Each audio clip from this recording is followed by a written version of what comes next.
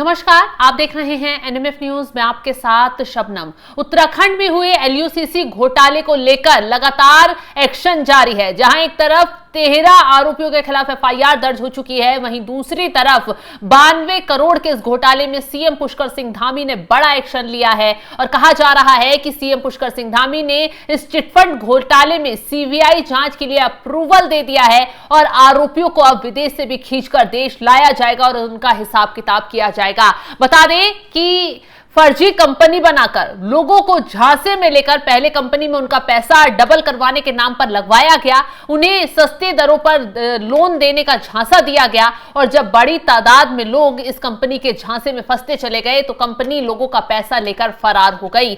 92 करोड़ का घोटाला उत्तराखंड में किया गया। इसकी जड़ें सिर्फ उत्तराखंड तक सीमित नहीं है, बल्कि देश के अलग अलग राज्यों में भी इस तरीके के घोटाले सामने आए हैं, जिसको लेकर उत्तराखंड के 4 सांसदों ने गृह मंत्री अमित शाह से भी मुलाकात की है और एलयूसीसी घोटाले में तगड़ी से तगड़ी कार्रवाई की मांग की गई है। ग्राफिक्स दिखाते हैं और पूरा मामला आपको विस्तार से समझाते हैं, क्या कुछ एक्शन लिया गया, कैसे इस कहानी की शुरुआत हुई। मुख्यमंत्री पुष्कर सिंह धामी ने यूसीसी चिटफंड घोटाले की सीबीआई जांच को मंजूरी दे दी है। अब इस मामले में आरोपियों के खिलाफ सख्त से सख्त एक्शन लिया जाएगा। यूसीसी चिटफंड कंपनी ने 92 करोड़ के करीब घोटाला किया है और इसे चलाने वाले लोग देश छोड़कर भाग गए हैं क्योंकि जांच लगातार बढ़ती जा रही है। उत्तराखंड के हजारों लोगों का पैसा इस कंपनी में लगा हुआ था। जांच के साथ साथ ये खुलासा हो रहा है कि एक के बाद एक जो पीड़ित है वो निकलकर सामने आ रहा है और ऐसे में इस घोटाले की जांच के लिए उत्तराखंड के 4 सांसदों ने अमित शाह से मुलाकात की है दिल्ली में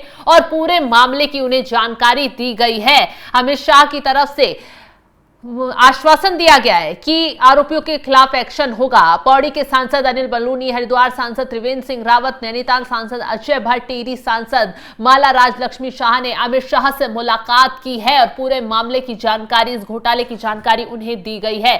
चारों सांसदों ने धोखाधड़ी कर विदेश भागने वाले लोगों को देश वापस लाकर सख्त कार्रवाई की मांग की है क्योंकि बताया जा रहा है कि ये लोग धोखाधड़ी कर उत्तराखंड में लोगों को लूटकर और विदेश भाग गए हैं। गृह मंत्री ने आरोपियों के खिलाफ कार्रवाई का पूरा आश्वासन दिया है और कहा जा रहा है कि अगर गृह मंत्रालय इस मामले में कदम आगे बढ़ा देता है तो जितने भी लोग फरार हुए हैं उन्हें खींचकर विदेश से देश लाया जाएगा और हिसाब किताब उनका किया जाएगा। एलयूसीसी चिटफंड कंपनी ने गढ़वाल श्रीनगर को अपना बेस कैंप बनाकर लोगों को पैसा दोगुना करने और बैंक से ज्यादा ब्याज देने का वादा कर बड़ी संख्या में पैसे जमा करवाए थे और इसी झांसे में लोग फंसते चले गए और उन्होंने बड़ी मात्रा में पैसा कंपनी में लगा दिया। इस कंपनी की धोखाधड़ी का पहला जो मामला था वो 1 जून 2024 को सामने आया था, जिसके बाद तमाम लोग निकलकर सामने आए। इसी तरह के आरोप उन्होंने लगाए। इस मामले में पुलिस ने कंपनी के स्टेट हेड सहित कुल 8 अभियुक्तों को अभी तक गिरफ्तार कर लिया है।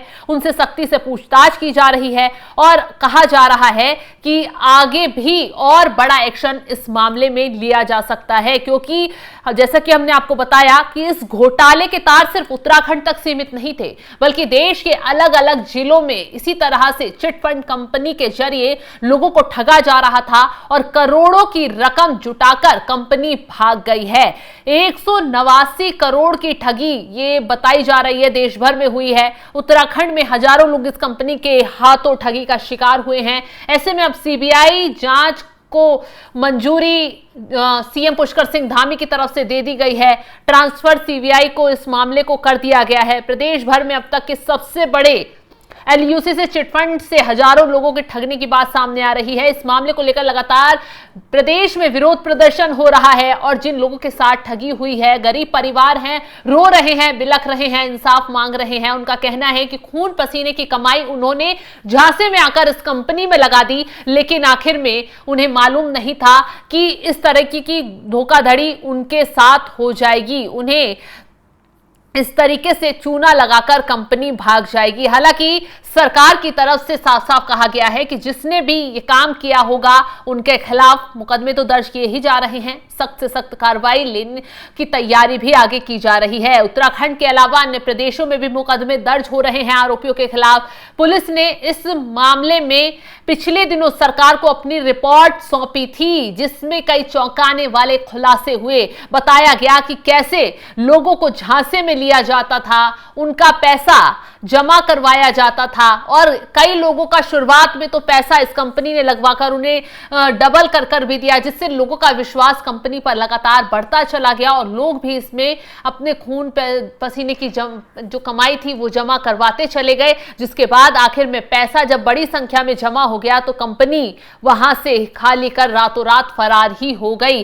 अब सीबीआई इस मामले में अब हो सकता है ट्रांसफर कर दिया गया है, सीबीआई का हस्तक्षेप बढ़ा, सीबीआई जांच शुरू हुई तो आरोपियों की धरपकड़ भी तेज होगी और उन लोगों का भी पता लगाया जाएगा जो प्रदेश में रहकर इस कंपनी को सह दे रहे थे और हो सकता है उत्तराखंड से ही कई ऐसे लोग पकड़े जाएं जिन्हें जो इस कंपनी में शामिल थे और वो जो ठगी का पैसा था उस पर मौज उड़ा रहे थे। अब ऐसे में जल्द बड़ी कार्रवाई हो, उत्तराखंड सरकार की तरफ से तो कदम उठा ही लिया गया है।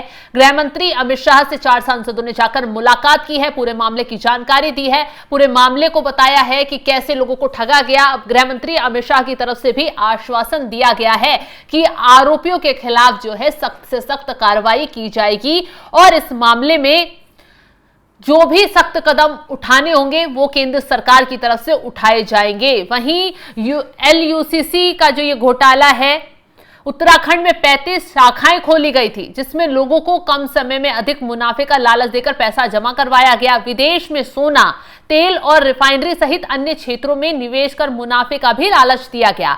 कुछ लोगों की निवेश की गई राशि जब डबल हो गई उसके बावजूद उन्हें पैसा नहीं लौटाया गया। लोगों को तब भी शक नहीं हुआ क्योंकि कंपनी की तरफ से तरह तरह के बहाने उस वक्त मिलाए जा रहे थे।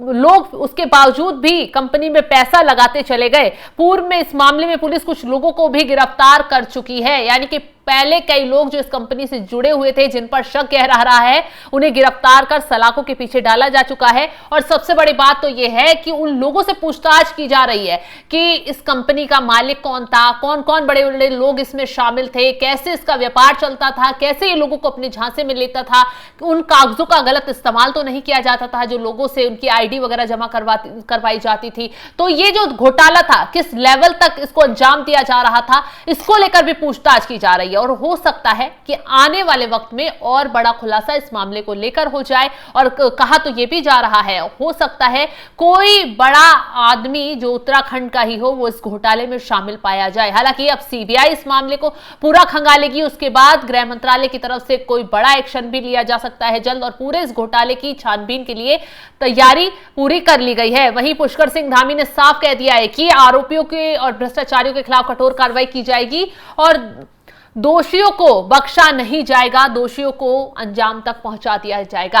तो फिलहाल इस मामले में आगे क्या कार्रवाई होती है ये देखने वाली बात होगी। वैसे भी उत्तराखंड में अगर किसी भी विभाग में भ्रष्टाचार पाया जा रहा है या कहीं भी भ्रष्टाचार की कोई खबर आ रही है, अपराध की कोई खबर आ रही है तो सीएम पुष्कर सिंह धामी की सरकार जो है वो लगातार सख्ती से एक्शन ले रही है। अभी हाल ही में उत्तराखंड में मदरसों में छात्रवृत्ति के नाम पर जो घोटालेबाजी चल रही थी उसको लेकर एक्शन लिया गया।